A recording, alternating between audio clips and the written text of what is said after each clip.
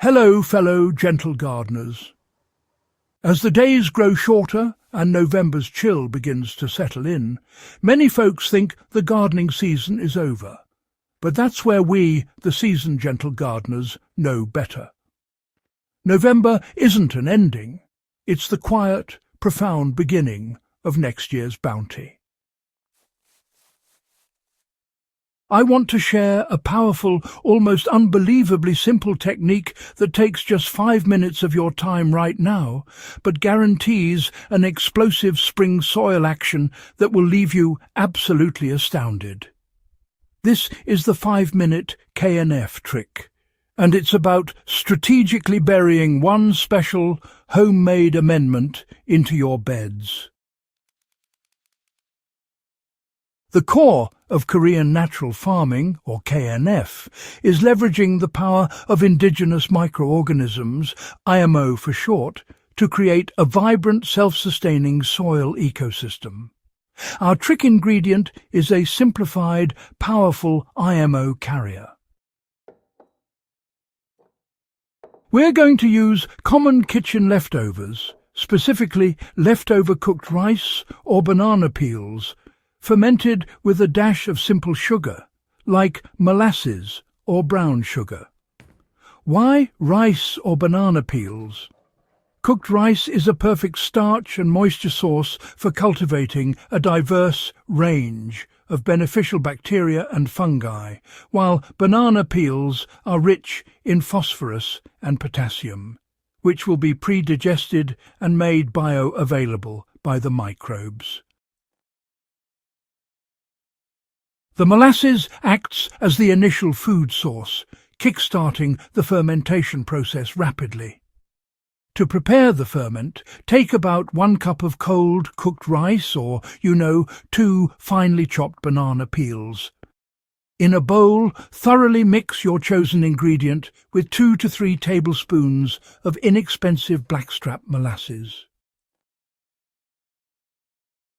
The goal is to coat every piece lightly but completely, turning the mixture a rich brown.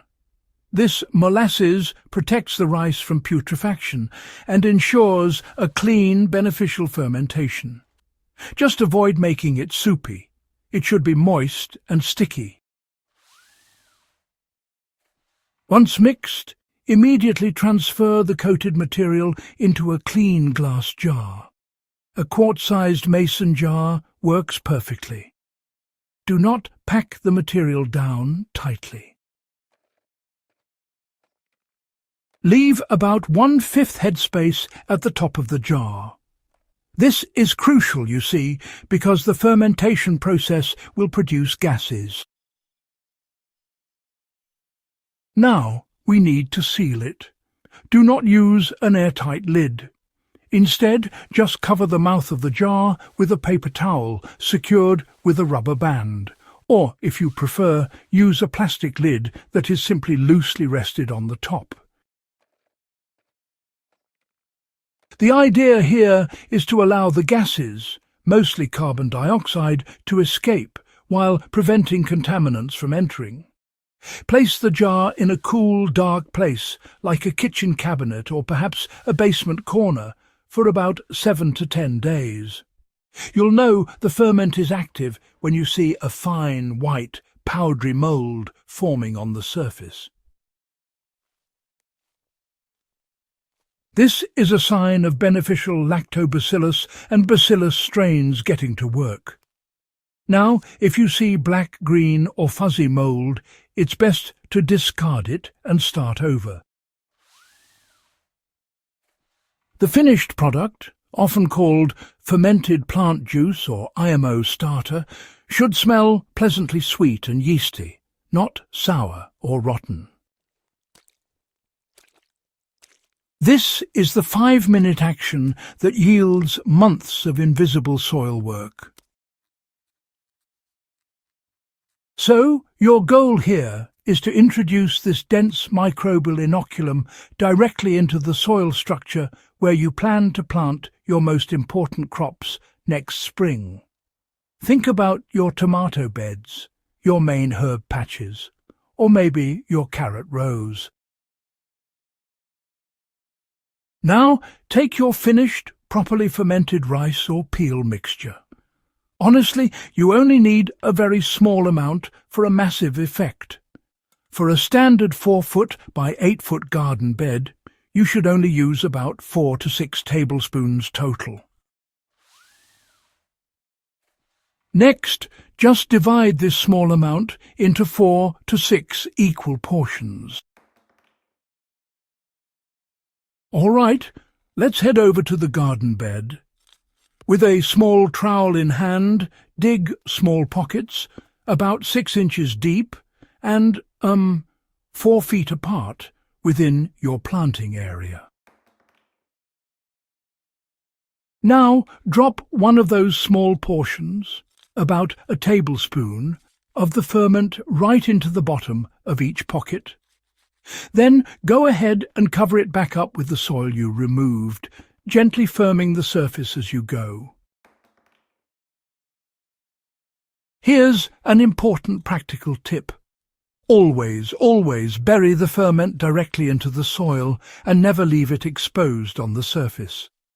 Leaving it on top attracts pests and honestly risks drying out all those beneficial microbes you're trying to nurture. By burying it, you create an underground incubator where the microbes can multiply safely, feeding on organic matter throughout the winter and spreading their beneficial enzymes through the soil matrix. This process really jump-starts the entire soil food web. While you may not see any immediate change over the winter, the magic is happening in the dark. The buried ferment is rapidly colonizing the surrounding soil with beneficial bacteria and fungi. These microbes excrete organic acids and enzymes that begin to break down raw minerals, clay, and trapped organic matter into plant-available nutrients. They also create a spongy soil structure through the production of glomalin. When you return to these spots in early spring, perhaps in March or April, to prepare your planting holes, you'll feel the difference instantly. Dig into the areas where you buried the amendment. Your hands will sink into soil that feels incredibly loose and soft, almost like a dense sponge. The texture will be rich, black and crumbly, showing clear signs of excellent aggregation. There will be a noticeable absence of compacted clods. This deep, humus-rich structure holds moisture beautifully while simultaneously allowing for superior aeration, the perfect environment for tender herb roots and heavy-feeding vegetable plants alike. This KNF method has converted a 5-minute chore into an 8-month process of soil perfection. This simple November trick is honestly a testament to working with nature, not against it.